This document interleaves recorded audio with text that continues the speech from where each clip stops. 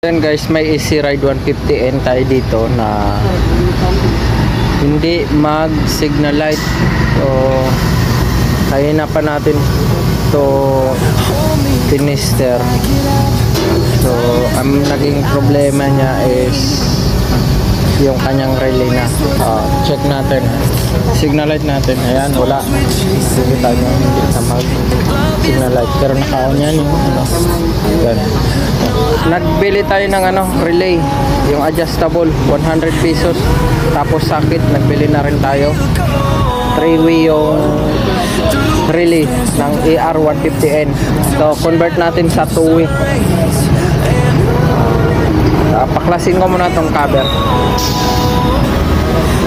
So yun guys, ito yung kanyang signal light relay. So napapansin nyo ay ano to, yan o, 3-way yan. Tinanggal na ko na. Baklasin na natin to, palitan natin ng bago. Pasensya na, medyo may mga dumi na yung ating kasi matagal na yan. So ito yun, ito yung relay ng ating AR na stock. So convert natin siya sa 2-way. Gawin ko lang muna guys, tapos pakita ko sa inyo pagkatapos. So yun guys, nakabit na natin, no? Ang ginamit natin dyan ay yung blue at saka gray na pin, na wire. So ikakabit na lang natin to dito. Tapos check natin kung gagana na yung signal light natin. Yun na, gumana na. Siyempre kung gusto nyo ng mabilis na blink, adjust nyo lang to kasi adjuster man to. Ayan o, bumibilis.